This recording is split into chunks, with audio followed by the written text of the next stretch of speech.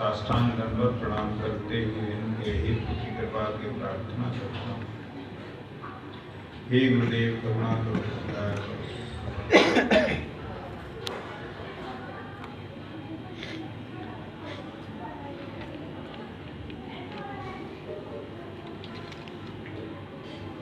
हम लोग सभी लोग इतने भाग्यशाली हैं कि जिसकी हम शायद कल्पना भी नहीं कर पा रहे हैं।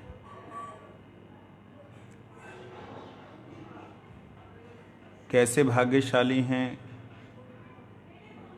इसको अगर विचार करके देखेंगे ना, तो सचमुच में आपको लगेगा कि आप खरबों नहीं, अनंत आत्माओं के बीच में से एक ऐसी आत्मा हैं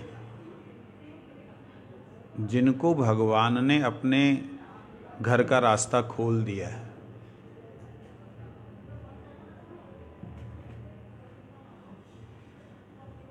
अनंत जीव हैं।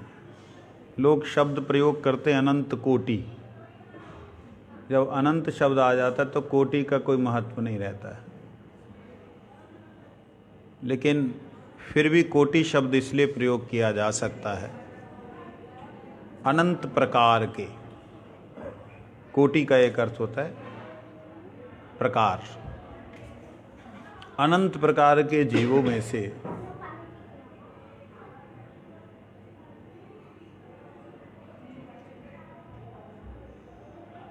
हम लोग एक जीव हैं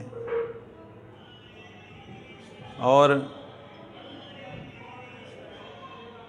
उनमें से कितने भाग्यशाली हम हैं कि हमको देवी देवताओं की उपासनाओं से मुक्त कर दिया, रास्ता दिखला दिया कि ये सब देवी देवता तो नौकर चाकर हैं, जिस परम सत्ता के वो भगवान विष्णु हैं। और विष्णु भी जिनके अंश हैं वो भगवान कारणोदशाई हैं, वो भी जिनके अंश हैं वो श्री कृष्ण हैं।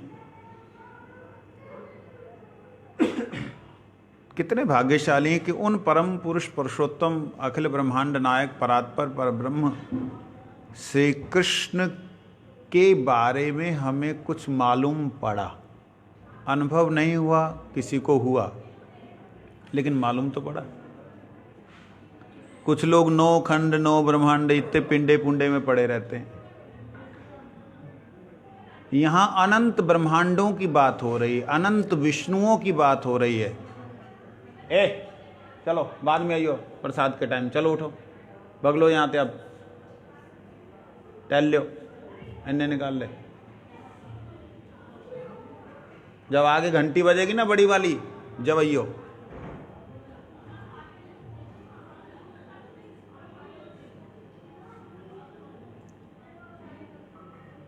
अनंत विष्णु हैं, अनंत शिव हैं, अनंत ब्रह्मा हैं।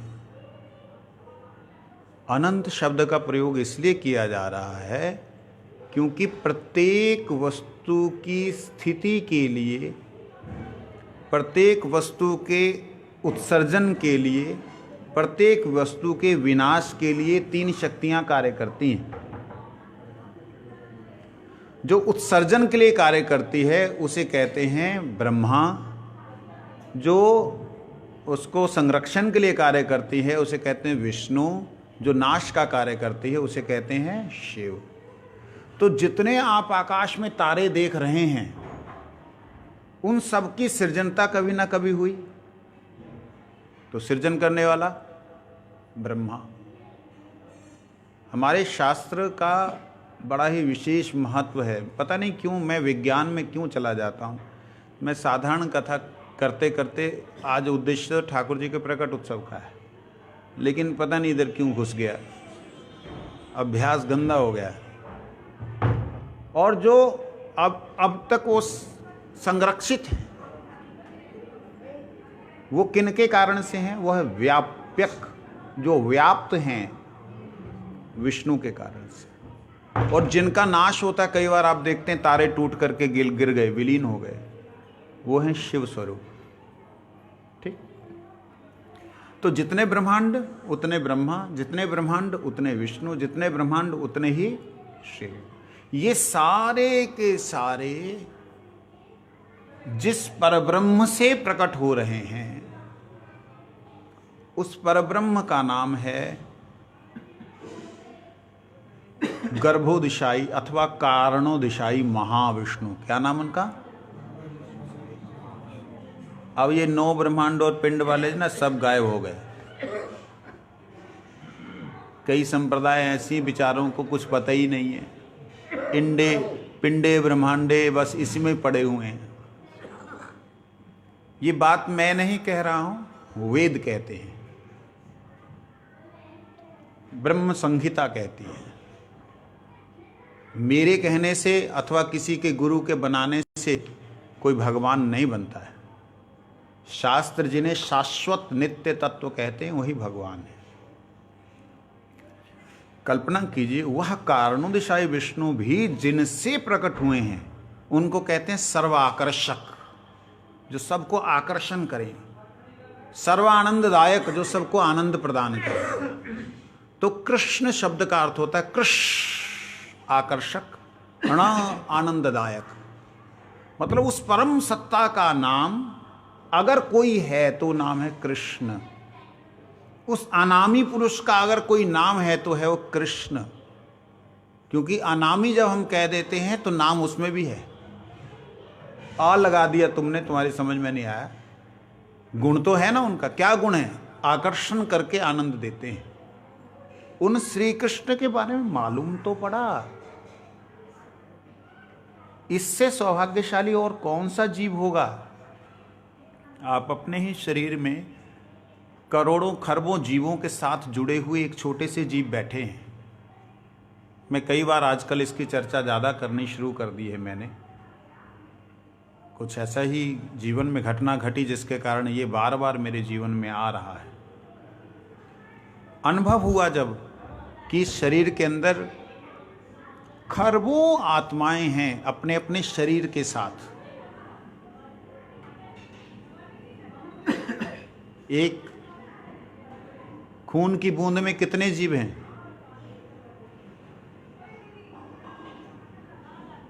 लाखों।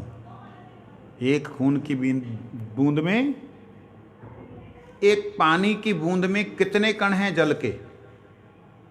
ऑक्सीजन के और हाइड्रोजन के कितने कण हैं? हम गिन नहीं सकते, है ना? ऐसे ही हमारे इसी शरीर में हम लोग जो इतने सालों से सुनते आ रहे थे कि 2 आत्माएं, एक परमात्मा एक आत्मा, शरीर रूपी वृक्ष के ऊपर बैठे हुए एक आत्मा एक परमात्मा, सुनते आ रहे थे। लेकिन जब मालूम पड़ा तो हैरान रह गया। खरबों आत्माएं हैं और उनका भगवान ने जिम्मेदारी, ठेकेदार हमें बना दिया। अगर चाहें तो उनको लेके साथ में जा सकते हैं, अगर चाहें तो उनके अनुसार चल के नरक में जा सकते हैं। देखिए हमारा कितना सौभाग्य कि हमें कुछ मालूम पड़ा कि हम इसके भीतर, इस शरीर के भीतर एक अति सूक्ष्म, सूक्ष्मा अति सूक्ष्म, इस बाल के अगले हिस्से के 10,000 हिस्से कर दिए जाएं, उतना सूक्ष्म स्वरूप इस आत्मा का हृदय में विराजमान है, जो मैं हूं, जिसे मैं कहता हूं। ये मालूम पड़ा, अनुभव नहीं हुआ एक अलग बात है, मालूम पड़ा। आप कल्पना कीजिए इतने जीवों में से किसी और को मालूम पड़ा? बाहर तो छोड़ ही दीजिए। साइंस, आज का विज्ञान भी हमारे भारतीय विज्ञान को, सनातन विज्ञान को मानने लगा है। वैज्ञानिकों ने ये सिद्ध कर दिया, जो हमारा विज्ञान कहता था उसे सिद्ध किया। हमारा विज्ञान कहता था कि 72,000 तरह की नाड़ियां हैं इस शरीर में। कितनी कितनी जी? 72,000। कल्पना करके देखिए, माथा घूम जाएगा, चक्कर खा के गिर जाएंगे। और फिर शास्त्र ये कहते थे कि मनुष्य की रक्त की नलिका पृथ्वी को 2 बार आवृत कर सकती है। शास्त्र कहते थे, अब वैज्ञानिकों ने जब इसे कहा कि 1,00,000 किलोमीटर है ये खून की रक्तनालिका, तब हमने माना। अरे भैया, विदेशियों की जूठी खाते रहोगे, ऋषियों को बात को नहीं मानोगे? जब तक वो स्टंप ना लगा दे तब तक ना मानोगे। ऋषिगण इस बात को बोल रहे हैं कि इस शरीर में हमारा अस्तित्व इतना क्षुद्र है, इतना क्षुद्र है कि कोई भी दूरदर्शी यंत्र से आप इसे देख नहीं सकते, इसका अनुभव कर सकते हैं। कैसे कर सकते हैं? इस कार्तिक के महीने में हमने इसका अनुभव किया। बहुत लोगों ने किया होगा। इस कार्तिक के महीने में बतलाया गया कि अपने चित्त रूपी दर्पण को मार्जन कर लो, तो तुम्हें अनुभव हो जाएगा कि तुम कैसे हो और भगवान का नाम कैसा है। मेरे को थोड़ी सी तकलीफ है, ज़्यादा मैं बोल नहीं सकूंगा, लेकिन फिर भी आज थोड़ा सा इस विषय को स्पर्श करके, भगवान की कृपा हम पे पूरी हो चुकी है, उधर से कोई भी कमी नहीं है। अब बात को याद रखना, गांठ बांध लीजिए। जैसे बंदा अपने दिल में गांठ बांध लेता है ना कि इस बंदे ने मेरी ना हालत ख़राब की थी, इसको नहीं भूलूंगा, ऐसे ही इसको भी गांठ बांध लीजिए कि और उपाय नहीं मिलेगा और रास्ता नहीं मिलना, बस यही एक रास्ता है, चलना ही पड़ेगा मेरे को, ऐसे बांध लीजिए। वो ये कि और हम लोगों को मौका मिलेगा जहाँ और इससे ज़्यादा कृपा कोई कर सकता है? असंभव। क्यों? भगवान की निज शक्ति श्री राधा रानी की अति प्रिय सेविका हमारे बीच में गुरुदेव विराजमान रहे, उनका हमको कृपा मिली, उनका आशीर्वाद मिला, उनका संग मिला, उनका स्पर्श मिला, उनके स्पर्शित माला मिली। इससे ज़्यादा भगवान और कुछ नहीं कर सकते। क्यों जी? भगवान सर्वशक्तिमान तो हमको निकाल लें, हम तो चाहते ही निकाल लें। हैं? चाहते हो? हाँ चाहते हैं, तो करो ऐसा। क्या करें? अगर कोई बंदा कुएं में गिरा हुआ है, ऊपर से रस्सी फेंकने वाला बोला भैया रस्सी पकड़, ये रस्सी को मैं ही समझ ले, मैं ही हूं, वो बोलेगा नहीं तू नीचे आ, भैया मैं आ करके ही तो दे रहा हूं तुझे, ये रस्सी को पकड़ ले। उसने पकड़ लिया, अब जब खींचने लगा उसके हाथ पे जोर पड़ा, छोड़ दिया। नहीं नहीं नहीं, अरे हाथ छोड़ क्यों रहा है, पकड़ के रख। अरे इतना जोर, मेरा हाथ छिल जाएगा। अच्छा एक काम कर, तू कमर में बांध ले और फिर इसको पकड़ ले। मैं कमर में बांधूंगा तो मुक्त कैसे होऊंगा? अरे भैया, भगवान और गुरुदेव के द्वारा दिए गए नियम जो हैं वो रस्सी की तरह हैं, पकड़ लो। पकड़ने का समर्थ नहीं है तो जीवन में बांध लो। पकड़ने का मतलब है जैसा वो चले वैसा चल पड़ो। अगर तुम्हारे अंदर वैसा चलने का समर्थ नहीं है तो कम से कम अभ्यास ऐसा कर लो, अभ्यास को फेंटा मार लो, बांध लो कि वो अभ्यास ही तुम्हें वहां तक ले जाए। ये निश्चित रूप से जानना, इससे ज्यादा कृपा भगवान नहीं कर सकते कि उन्होंने स्वयं रस्सी के रूप में अवतीर्ण हो गए। रस्सी गुरुदेव के नियम और गुरुदेव स्वयं भगवान ने इस जगत में हमें भेजा। अब हमने करना क्या है? विधि क्या है? विधि ये है भगवान का भजन। निषेध क्या है? निषेध यह जो बाधाएं उन्हें छोड़ दो। हम लोग बाधाओं को ज्यादा पकड़े बैठे हैं।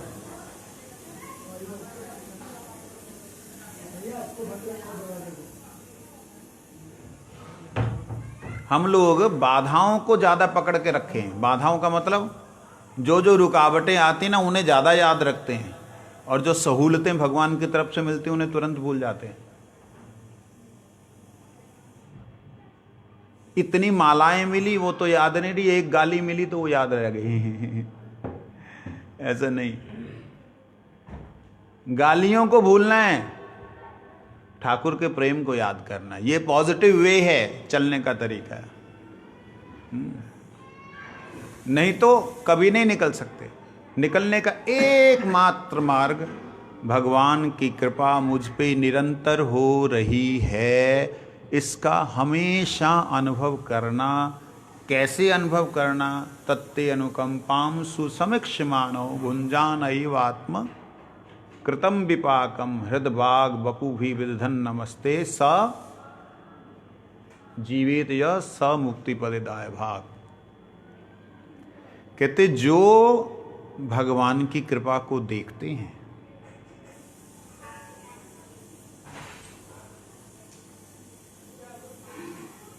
जो भगवान की कृपा को अच्छे तरीके से देखते हैं,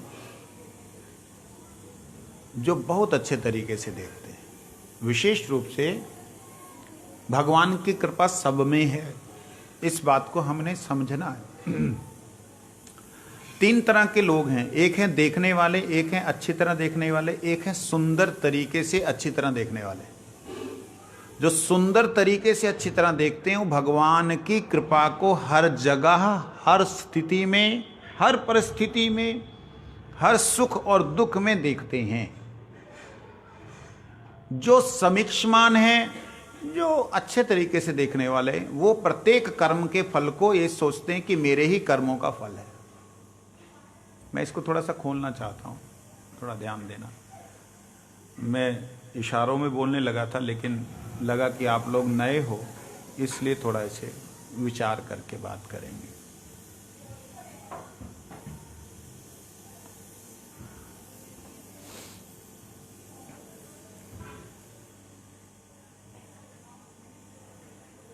जो लोग अपने ऊपर हुए किसी भी अत्याचार को, या किसी भी अनहोनी को, या किसी भी ऐसी क्रिया को देखता है कि ये फलाने के कारण हुआ, वो है देखने वाला। जिसको जो दिखाई दे रहा है वो देख रहा है। विचार थोड़ा ध्यान से सुनिएगा, बड़ी गंभीरता का है। जो व्यक्ति अपने ऊपर हुए किसी भी अत्याचार को, किसी भी दुराचार को, किसी भी तरह की निंदा अवहेलना को इस प्रकार से देखता कि फलाने के कारण मेरा ये नुकसान हुआ है, वो है देखने वाला। उसको कहते ईक्षमान। क्या कहते हैं? और एक होता है समीक्षमान, जो समीक्षा करता है। एक है ईक्षमान, एक है समीक्षमान। समीक्षमान होता है जो सम्यक रूप से देख पाता है, मतलब उसकी गहराई में जा सकता है।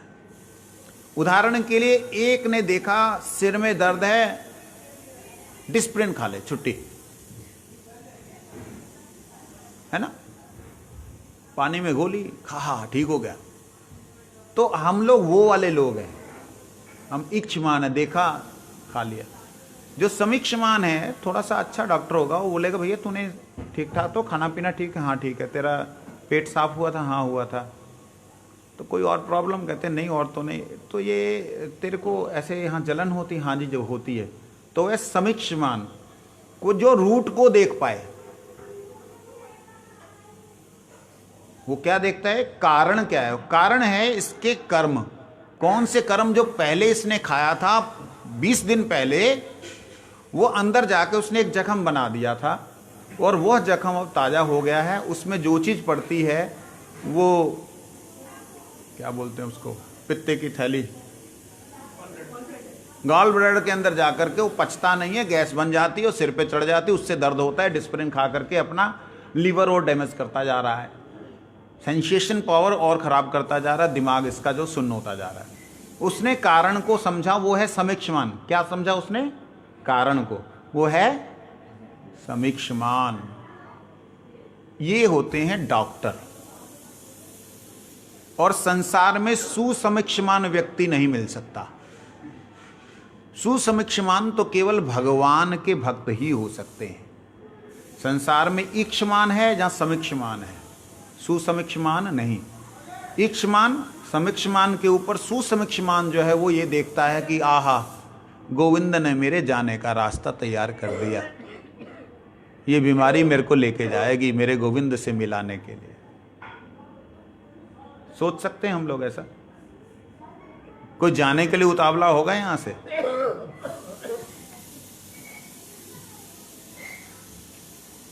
ये ना कहने के लिए बड़ा अच्छा है, पर उपदेश कुशल बहु तेरे, निज आचरहि ते नर ना घनेरे। दूसरे को सुनाने के लिए तो बढ़िया बढ़िया उपदेश दे सकते हैं, आचरण में आए ऐसा मिलना मुश्किल। जिसने अपमान किया उसका सम्मान कर देना बाहर से तो कोई कोई कर सकता है, भीतर से करना ये सोच करके गुरुदेव ने कृपा की, इसके द्वारा मेरी परीक्षा ली। ये भाव बहुत कम लोगों में आता है, हर किसी में नहीं आता है, समझे नहीं? तो सुसमीक्षमान का अर्थ वहां करते हैं तत्ते अनुकंपाम, ध्यान देना, उनकी अनुकंपा जो समझता है वह सुसमीक्षमानो, वो है सुसमीक्षमान जो उनकी कृपा समझता है कि मेरे पे कृपा की भगवान ने। संत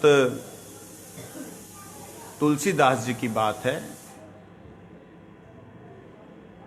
मेरे अगर कोई भूल हो तो बता देना, तुलसीदास जी या कबीर जी की बात है शायद, तो उन्होंने, उनका बहुत नाम हो रहा था, बहुत नाम हो रहा था।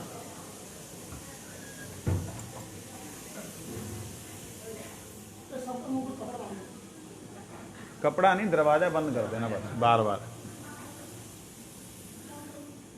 तो बहुत नाम हो गया उनका, तो उन्होंने क्या किया कि मैं कैसे करूं, ये लोग बड़ा नाम से जो है ना बदनाम हो रहा हूं, कहां उधर बदनाम हो रहा हूं, इधर सुनाम हो रहा है। क्योंकि जिसका नाम करना उसका नाम दुनिया छोड़ करके मेरा नाम करने लग गई है। इसलिए उन्होंने क्या किया, भरे बाजार में, काशी की बात है शायद, वैश्या को रिक्शा के ऊपर बिठाया, वो पहले पैदल चलने वाली रिक्शा होती थी, बैठा करके उसके गले में हाथ डाल कर चल रहे हैं। सब कह रहे हैं अरे ये देख क्या हुआ है, बाबा का माथा खराब हो गया। कौन थे, कबीर जी या तुलसी जी? कबीर जी चल रहे, चल, वो दुनिया निंदा करने लगी, थू थू करने लग गई। अब इसे कौन समझेगा? अच्छा, ये तो महापुरुष हुए। एक जम्मू के सर संचालक वहाँ के जो थे, वहाँ के क्या बोलते हैं उसको, संचालक होते ना, प्रांत संचालक,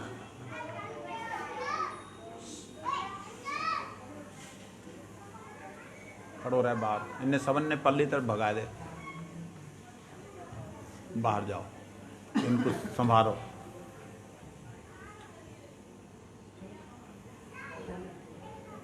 तो उनका भी बहुत प्रसिद्धि हो गई, बहुत। हैरानगी की बात ये थी कि एक दिन उन्होंने चलती हुई, बहुत शालीन व्यक्ति, चलती हुई किसी स्त्री को हाथ मार दिया, जान ना अनजान, अनजान कोई हाथ मारा और जबरदस्त तरीके से मारा। उसने तो ले जूता उतारा, मारना शुरू किया। दो चार लोगों ने कहा कि इसने मेरे को हाथ मारा, ये किया। तो वो नीचे गिरे हुए हैं, लोग उनको मार रहे हैं, वो कह रहे मार साले नु मार, वो खुद बोल रहे मार मार इसको, मार मैको, मार मैको, मैको मार। सब मार रहे हैं। हमारे मदन लाल गुप्ता जी थे ना, वो उधर से जा रहे थे, कहते अरे वो तो वो खुद आरएसएस के हैं। वो हटाया उनको, उनकी रो भी ऐसा था, ओए हट जाओ, रुक जाओ। तो उनको निकाला वहां से। कहते क्या हुआ? तो उसने बताया इसने मेरे को ऐसे ऐसे छेड़ा। उनको पूछा तो आपने ये क्या किया? कहते यार मैं बहुत बद गई थी। ये मेरी मैं बहुत ज्यादा उठ गई थी, इसको आज मैं पीट रहा था। कहते कल्पना नहीं कर सकते कि भगवान की कृपा को कैसे हम समझें। हम पे इतनी हुई है कि हम समझ नहीं पा रहे हैं, और जिनके ऊपर हुई है वो हर जगह पे उनकी कृपा का अनुभव कर पा रहे हैं। आप कुछ समझ पा रही हैं? अच्छा ठीक है। आप लोग कल को कोई गाली देगा तो देखिए, ये चीजें हमारे बीच में बैठे हुए कुछ लोग हैं, मैं जानता हूं, नाम नहीं बोलूंगा, कि उनको दुख होगा। उनके साथ कुछ भी व्यवहार हुआ है ना, उन्होंने चल छड़ यार, अपनी बीवी को बोलते हैं घर वाले, छोड़ दे तू, रहने दे छड़ जा, होया रहने दे। ऐसे हैं। ये जो स्वभाव है ना, ये एक अत्यंत कृपा है भगवान की, समझ लेना इस बात। अभिमान नहीं करना इसका। समझ लेना कि उनकी कृपा है तभी तुम्हें अपनी गोद में रखा हुआ है, कि तुम्हें किसी की परवाह ही नहीं हो रही। मार दिया तो भी गुरु जी की गोद में, प्यार दिया तो भी गुरु जी की गोद में।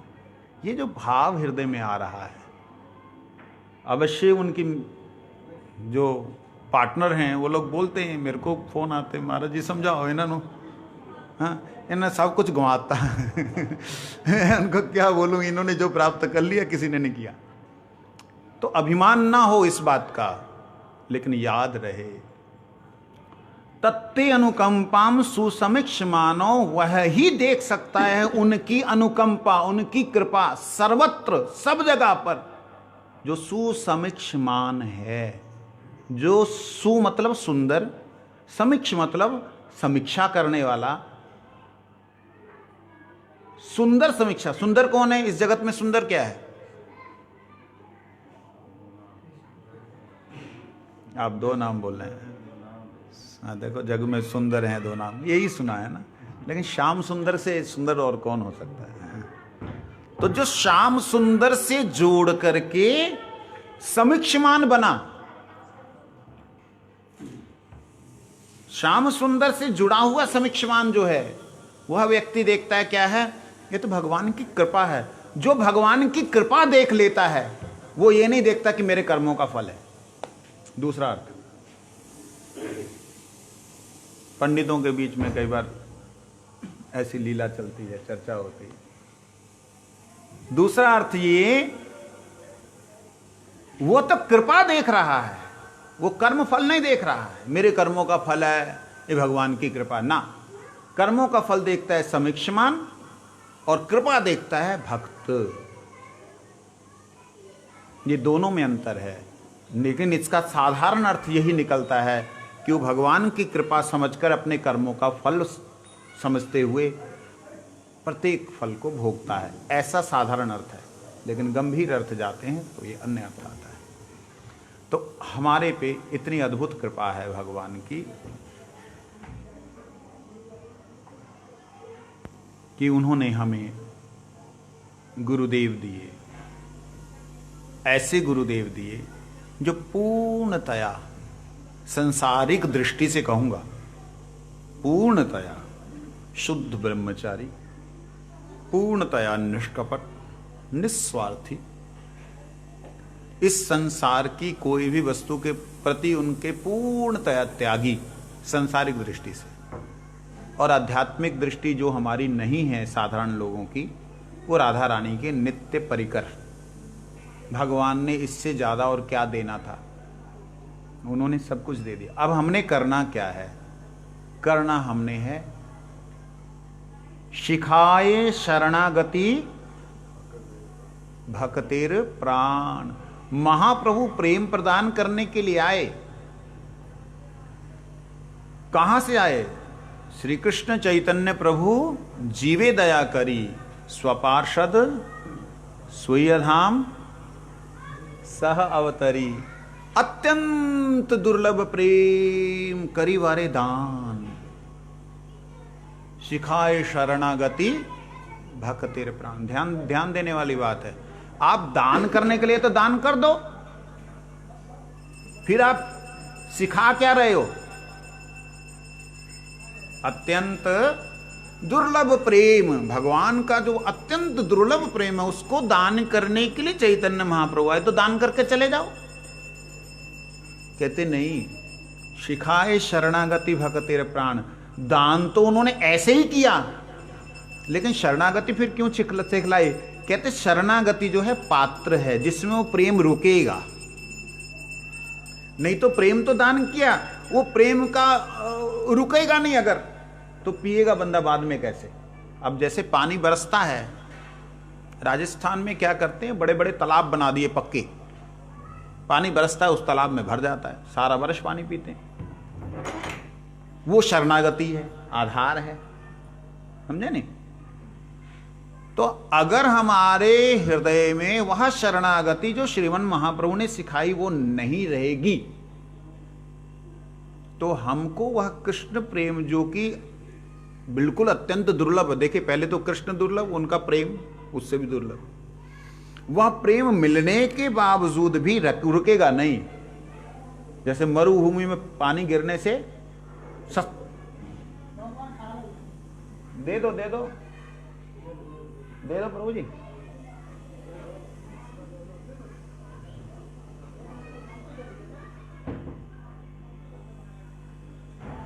तो मरुभूमि में जैसे पानी रुकता नहीं ना, चला जाता सक करके अंदर, ऐसे ही इस संसार रूपी मरुभूमि में जब जीव तड़फ रहा है सुख पाने के लिए, तो वह सुख संसार में चला जाता है, वो नाम का सुख भी संसार में चला जाता है। जैसे उदाहरण के लिए एक उदाहरण दे रहा हूं, मेरे यहाँ बैठे हुए बहुत से गुरु भाई हैं और कुछ लोग हैं जिन्होंने गुरु जी के दर्शन किए लेकिन गुरु भाई नहीं बन पाए। जो गुरु भाइयों ने गुरुदेव को संकीर्तन करते देखा, कहा नित्यानंद कहाँ गौरा हरि, जब गुरुदेव झूमते थे उनको देखने वाले कितने लोग होते थे। आपने कभी भी वहां पे नेगेटिव कोई शब्द नहीं सुना होगा, आगे टोंगी आगे ढोंगी, कभी नहीं सुना। मैंने तो ऐसे लोगों के मुंह से दारू पी हुई कहते वाह भाई वाह बाबे कमाल है, साड़ी आ ना मुंडे का काम हो जाए ना। दारू पिए हुए जलंधर की बात है, मेरे को याद आ जाती कई बार। वो पिया हुआ टुल है, उसको कुछ नहीं नजर आ रहा, गुरु जी का कीर्तन सुन रहा है, कीर्तन सुन तो बाबे थोड़ी जय हो, मेरे लड़के का काम हो जाए, मेरे लड़के का काम बन जाए। देखिए वो मरुभूमि है, प्रेम तो बरस रहा था, उसको नजर आ रहा था, उस नशे में भी वहां उस नशे को समझ पा रहा था। नया भोग कुछ था, सेकंड भोग में देखोगे नया भोग है, तो वो समझ पा रहा था, नशे में भी उसको अनुभव हो रहा था कि कुछ ही अलग है? उसको ये अनुभव हो रहा था कि ये बाबे कुछ और ही हैं।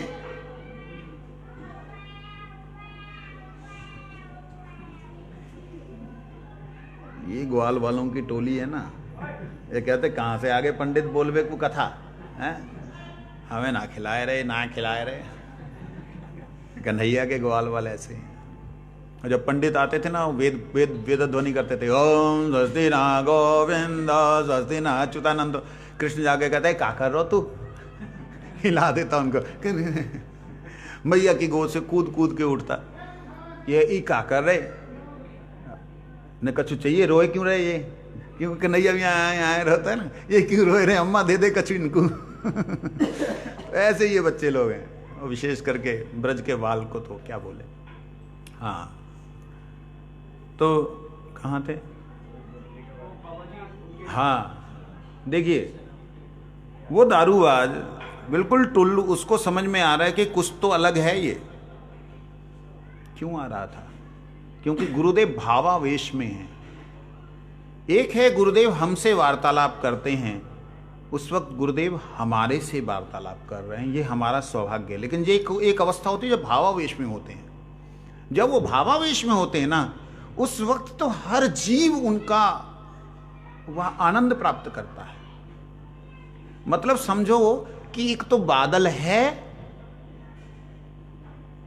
और वो बादल चल रहा है, उसकी छाया जहां जहां पड़ेगी वहीं वहीं लोग समझ पाएंगे।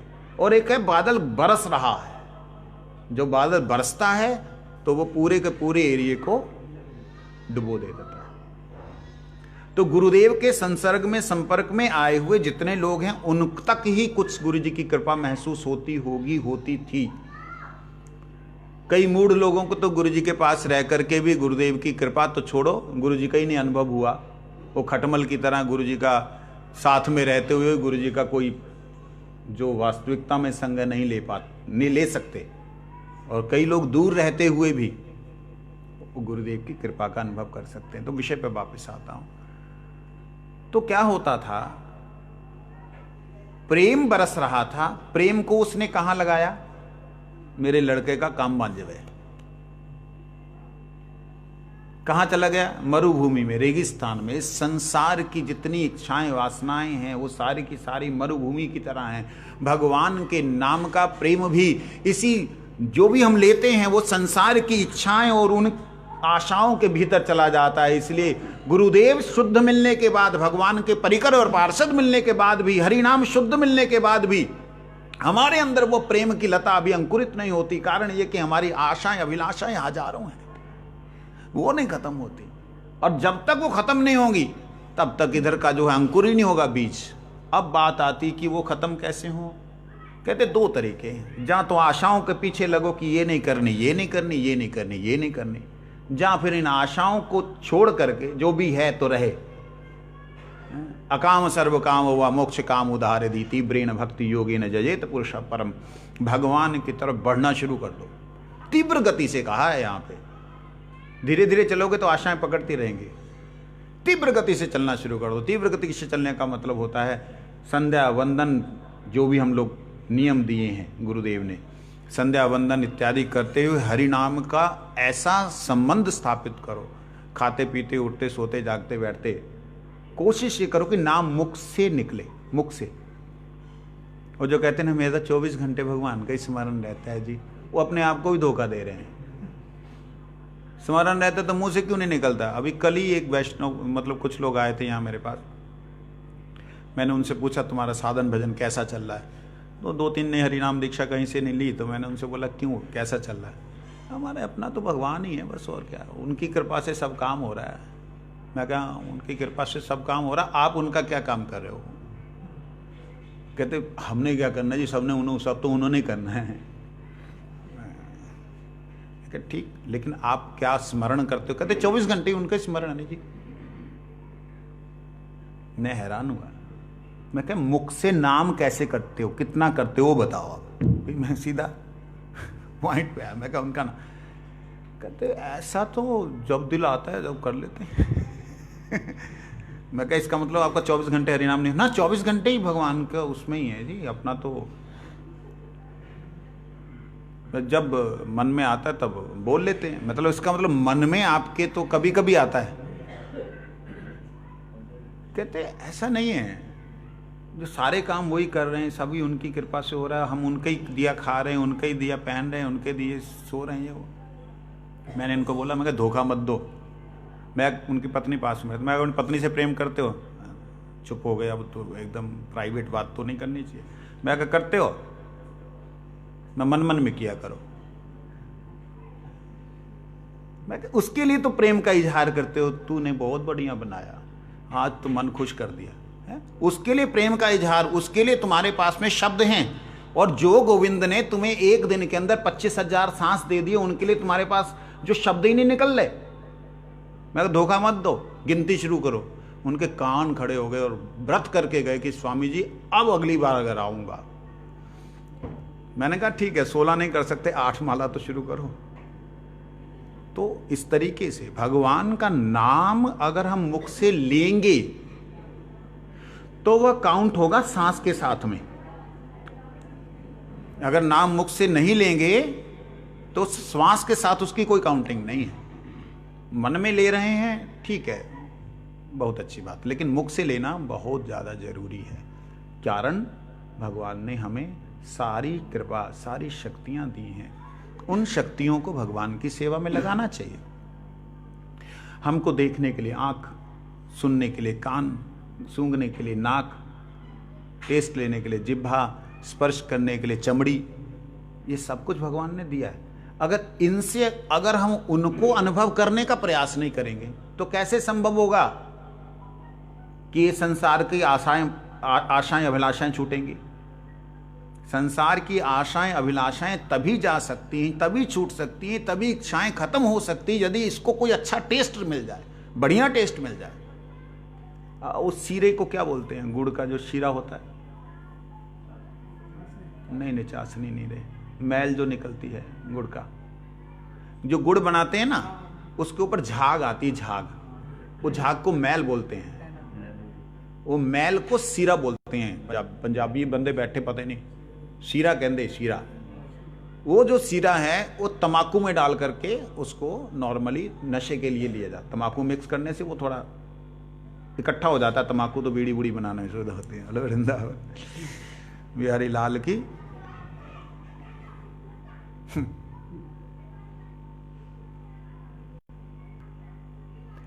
जिसने कभी गुड़ ना देखा हो, बेचारा इतना गरीब हो कि वो सीरा ही खा करके मीठे का अनुभव करता हो, उसको बोलो सीरा छोड़ दे, तेरी हालत खराब हो जाएगी, तो सीरा छोड़ दे। वो छोड़ भी देगा तो चोरी चोरी छुपे खाएगा, है ना। ऐसे हम लोगों की हालत है।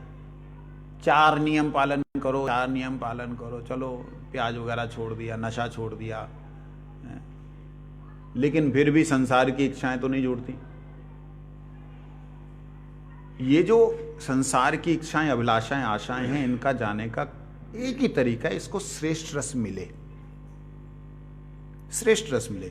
उसको अगर गुड़ दे दोगे और बोले भैया वो छीरा मत खाओ, वो गुड़ जब खाएगा अरे तो बहुत मीठा है, उससे मीठा है ना, हाँ उससे मीठा। अगर उसको दे दोगे चीनी तो कहेगा अरे तो वो बहुत ही मीठा है, उसमें तो खारापन था गुड़ में।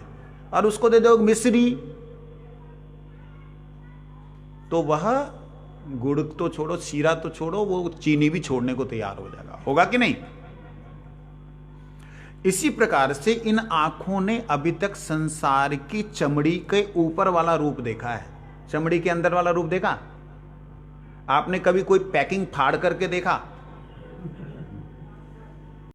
माफ करना, ये शरीर जितने भी आप देख रहे हो बड़े सुंदर सुंदर, इधर से गुल्ला रसगुल्ला बना, इधर से टे बना, जितने देख रहे हैं ना, ये सारे की सिर्फ 4 mm की एक चमड़ी को उधेड़ करके देख लीजिए, सब में एक जैसा ही है। बाकी सिर्फ पैकिंग तो अंतर है, और पैकिंग को चाटी जा रहे हैं। उसका सिर्फ एक ही उपाय है, उसका एक ही तरीका है कि अगर हम रूप को देखना चाहते हैं तो गोविंद के रूप को देखने का अभ्यास बनाएं। अक्सर हमारे एक महात्मा हैं, क्या नाम, भारती महाराज, अभी जो वर्तमान में हमारे गुरु भाई, वो कहते भगवान के सामने जाते आंखें बंद कर लेते। अच्छी लगी उनकी बात, हालांकि मैं भी आंखें बंद करके दर्शन करता हूं भगवान जी का, लेकिन कहते वहां आंखें बंद कर लेते हैं और जैसे ही संसार के तरफ घूम के आंखें देखने लगते फाड़ फाड़ के। कहते भगवान की दर्शन क्या होंगे, उनका अनुभव क्या होगा? कहते भगवान के रूप का दर्शन करो, भगवान के चरणों में पड़ी हुई तुलसी का दर्शन करो। ये हमारे गुरुदेव कहते थे। कहते क्या था, तदलिंग दर्शनादृशो, हाँ, मुकुंद लिंगालय दर्शनादृशो, आंखों को भगवान के विग्रह दर्शन करने में लगाना चाहिए। कहते भगवान के चरणों में पुष्प है, चंदन लगा हुआ है, उसको देखने का प्रयास करो। आप प्रयास करोगे ना किसी ऑब्जेक्ट को देखने के लिए, तो आपकी इंद्रियां भी जाएंगी, आपकी बुद्धि भी जाएगी।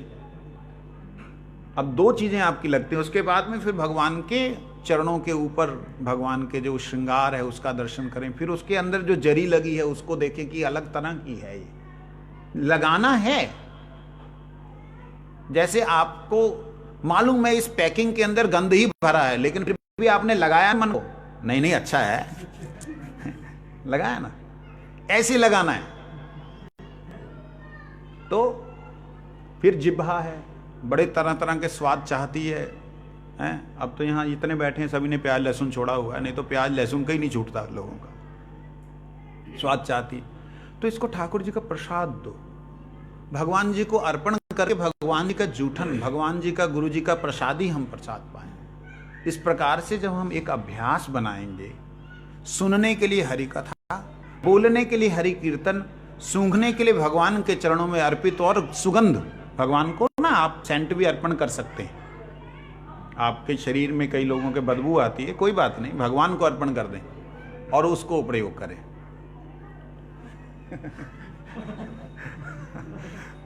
तो ये लिखा हुआ है, शास्त्र की बात कह रहा हूं मैं, अपनी बात नहीं कहता हूं। जो है तद अर्पित सरोज सौरभि, भगवान के चरणों में अर्पित तुलसी सौरभ सौरभ, तो उसमें अपने नाक को उसमें लगाइए। कई लोग तो ऐसी स्प्रे कर लेते हैं, बाप रे, आधा किलोमीटर दूर होते हैं, यहां तक हमें सांस नहीं आता, मुश्किल हो जाती है, ऊपर रुमाल रखना पड़ता है हमें, मतलब इतना ज़्यादा स्प्रे करते हैं, एक बोतल एक ही बार में ख़त्म कर देते हैं। ऐसा नहीं, दुनिया को इस गंदी बदबू को छुपाने के लिए दुनिया के सामने ऐसा करने की ज़रूरत नहीं। ठाकुर जी का प्रसाद लीजिए, प्रसाद ग्रहण कीजिए, अपने शरीर को प्रसाद में लगाइए। ये उनकी कृपा ही तो है। क्या क्या है उनकी कृपा? शरीर मिला, वो उनकी कृपा से ही इसको अगर जीवित रखा जाए, उसी की कृपा पे ही अगर इसको अभिलषित रखा जाए तो क्या होगा? अन्य अभिलाषाएं खत्म हो जाएंगी। जब मेरी आशा ही गोविंद का प्रसाद होगी तो फिर बाहर पकोड़े बन रहे हैं तो बाहर वहां पे फलानी चीज बन रही है, मेरे को रुचि कहां से होनी? नहीं होगी। मेरी अभिलाषा ही गोविंद के गुण सुनने के लिए होगी, गुरुदेव के गुण सुनने के लिए होगी। मेरे अगर कोई प्रशंसा करे तो मेरे को उसमें रुचि नहीं होगी। मेरे को अपने गुण सुनने की प्रशंसा होगी तो अगर मैं कृष्ण कीर्तन भी कर रहा हूं ना तो कृष्ण कीर्तन नहीं होगा, वो इनडायरेक्ट वे से नाम तो हरे कृष्णा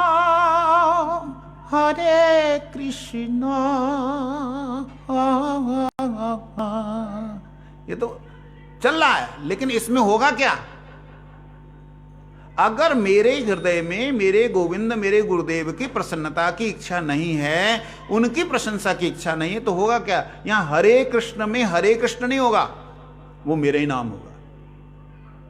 क्या सुर लगाया था, रुला दिया, दुनिया पागल हो गई और मन में आया कमाल कर दिया। ये चीज याद रखना। मैं जब कई बार गाता था मठ में तो वैष्णव लोग ऐसा बोलते थे तो मुझे कभी ऐसा वो नहीं लगा कि भाई मेरे लिए बोल रहे हैं, लगता ही नहीं था। तो एक दिन एक वैष्णव ने मेरे को डायरेक्टली बोला, ए तेरे लिए बोला देखा? मैंने कहा मेरे लिए बोला? मुझे तो नहीं लगा। कहते तू ही तो ऐसे ऐसे गाता है। मेरे को मैंने उनको बोला, मैं कहा प्रभु जी ये आपको लगा है, मेरे को नहीं लगा। कहते मैं तो गाता ही नहीं ऐसे। मैंने कहा इसलिए आपको लगा ऐसे। कारण ये हृदय में गुरुदेव के नाम को जगतवासियों के बीच में लाने के लिए, गोविंद के नाम को जगतवासियों के बीच में लाने के लिए अगर आप कुछ भी गा रहे हैं, चाहे वो बेसुरा गा रहे हैं चाहे सुर से गा रहे हैं, तो भगवान उससे प्रसन्न हो रहे हैं। लेकिन अपने कुछ प्रशंसा के लिए कर रहे हैं तो वह अपना ही कीर्तन है। इसलिए श्रवण, कथा, कीर्तन, भगवान के गुण और प्रसाद जिह्वा के लिए, ये जितने 10 इंद्रियां हैं इनको जब हम जबरदस्ती, मैं कह रहा हूं जबरदस्ती, जब इधर लगाएंगे, उनको देखो उन्होंने तो लगना है, सिंपल सी बात है। मन का मतलब क्या होता है? मन का मतलब कहते हैं चंचल होना। कोई और इसका अर्थ बताए? मन का मतलब मन जाना, मान लेना।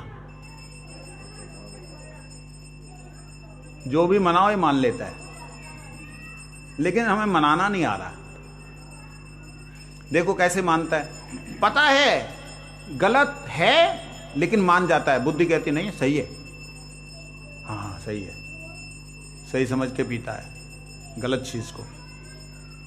मालूम है गलत है, बचपन से सुनता है गलत है, लेकिन बुद्धि ने बोला सही है तो उसको पी ले, तो मानता है। मन का काम है मानना, लेकिन हमें मनाना नहीं आता। यही सबसे बड़ी प्रॉब्लम है।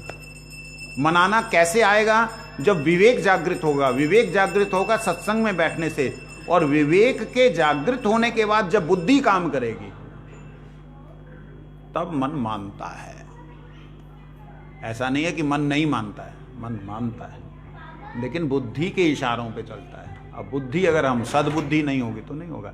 इसलिए बड़ा सौभाग्य हमारा, परम सौभाग्य, इससे श्रेष्ठ सौभाग्य और हो नहीं सकता कि ऐसे गुरुदेव मिले, हरिनाम मिला, उनका संग मिला, और इतने सौभाग्य के बाद में हमको ये भी मालूम पड़ गया चलने का रास्ता क्या है। अब चले नहीं तो इससे बड़ा दुर्भाग्य भी कोई और नहीं है। जितना बड़ा सौभाग्य होता, जितना धन होगा ना, उतने व्यक्ति जो है लुटने पर निर्धन होगा। जिसके पास कुछ नहीं है लुट गया तो क्या हुआ? हाँ? हमारे पास में सब कुछ है, और अगर हम इस जन्म में लुट गए तो हमसे बड़ा और पिटा हुआ कोई इंसान नहीं होगा। इसलिए ये जन्म मिल गया तो मतलब ये सोच लो इसमें निकलना है। निकलने का एक ही तरीका है, हृदय में गुरु जी को रखना है, जहां हृदय में आपको मान अपमान सम्मान ये सब चीजों को रखना, ये निर्णय कर लीजिए। हृदय में भगवान और गुरुदेव, देखिए गुरुदेव मैं शब्द इसलिए कह रहा हूं क्योंकि गुरुदेव से हम आपस में वार्तालाप कर चुके हैं, इसलिए वह रह सकते हैं। उनसे हमारा संबंध चक्षुओं से कर्णों से हो चुका है, वार्तालाप से हो चुका है, इसलिए हम उन्हें हृदय में रख सकते। भगवान से नहीं हुआ इसलिए हम एकदम उनको हृदय में नहीं ला सकते, लेकिन जैसे ही गुरुदेव हृदय में आ जाएंगे उनके हृदय में छिपे हुए भगवान हमको नजर आने लग जाएंगे। तो गुरु एवं भगवान को हृदय में रखना है या संसार को रखना, ये हम पे डिपेंड करता है। गुरुदेव जब बॉम्बे में इसी तिथि में 2006 में जब गुरुदेव ने ठाकुर जी को बुलाना था तो नामकरण की बात हुई। इस बात में कई लोगों का संदेह और संशय था, आज मैं थोड़ा उसको बोलना चाहता हूं।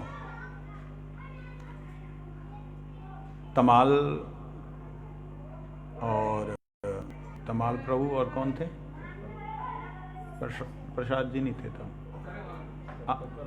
तत्पर महाराज, तमाल प्रभु तत्पर महाराज, उनके सामने गुरुजी ने बुलाया। मैं गया और जाकर के बोले क्या बोलता है। मैंने कहा महाराज जी वो आचार्य महाराज जी पूछ रहे हैं भगवान ठाकुर जी का नाम। कहते क्या नाम होगा। मैंने हाथ जोड़ दिया, मैंने कहा आप जो आप, मेरे हृदय में था कि गुरुजी नाम शायद कुछ ऐसा राधा बल्लभ अपने से जुड़ता हुआ कुछ दे दे। जो आप तुम क्या बोलता है। मैं कहा महाराज मैं क्या बोलूँगा, तुम तो गोकुल में था। मैं क्या तो खुश हो गया, गोकुलानंद। मैं क्या जब आपकी इच्छा बोल के मैं बाहर आया। मैंने महाराज जी से बोला महाराज जी गुरुजी ने नाम गोकुलानंद दिया, ऐसा कैसे दे सकते हैं। गुरु जी के गुरु भाई हैं तो नेचुरली, जैसे मैं कई बार कोई चीज़ बोलूँ तो हमारे दामोदर महाराज जहाँ पुजारी जी जहाँ आप जो हैं बोल सकते, महाराज ऐसा कैसे बोल सकते, आप लोग का अधिकार है, बच्चों को नहीं मालूम। तो मेरे पास आकर के बोल ले, जैसे गुरु जी के पास गए, कहते महाराज एक विग्रह का नाम, हमारे जितने मठ हैं सब में अलग अलग नाम से भगवान जी के स्वरूप हैं, तो ऑलरेडी एक तो गोकुल में है, फिर आवर यहां पे ये क्यों। गुरु कहते नहीं राधा गोकुलानंद होगा। अब ये चीज उस समय किसी की समझ में आई नहीं, लेकिन 1 वर्ष के अंदर ही गुरुदेव की ऐसी लीला हुई कि गोकुलानंद जी हमको कान पकड़ करके पंजाब ले आए, फिर बाजू पकड़ करके अपने धाम में ले आए। बोलो राधा गोकुलानंद भगवान की। ये बाद में समझ आया, 1 साल भी नहीं हुआ था, हमारे कितने दिन हुए थे हमको वहां। 6 नवंबर 2006 की जय।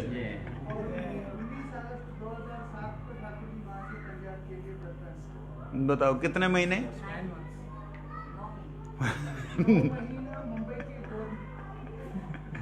9 महीना भगवान जो है मुंबई में रहे। 9 महीने के बाद फिर चले गए संकर्षण रूप से। हाँ, और संकर्षण में कहाँ कितने दिन रहे पंजाब।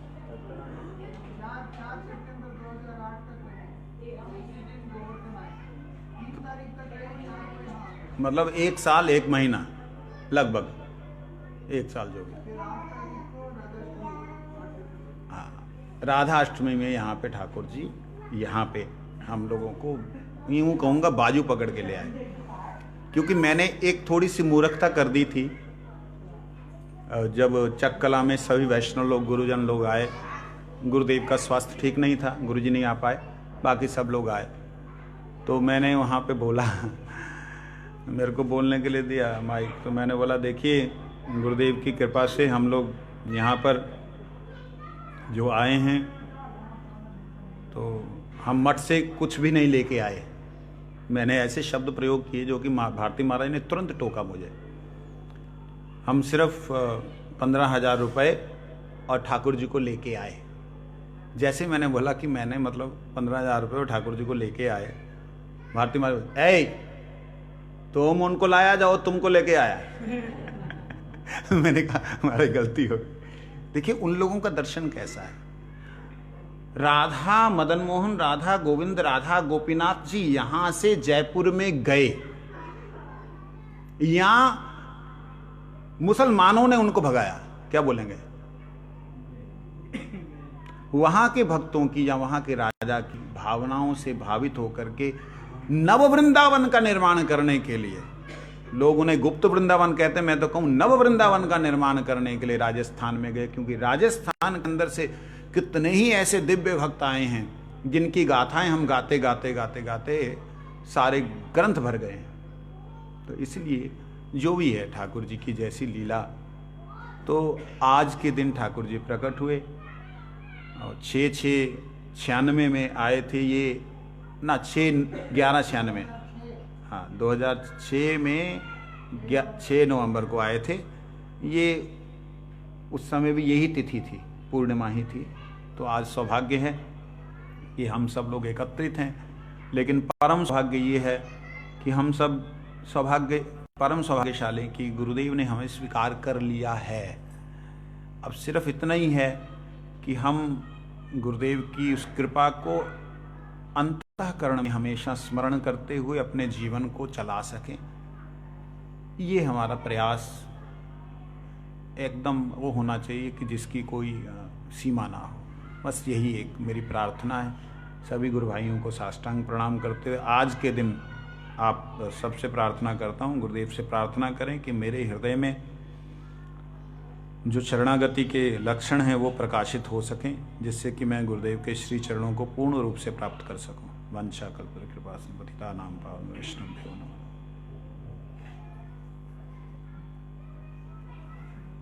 अभी आरती होगी।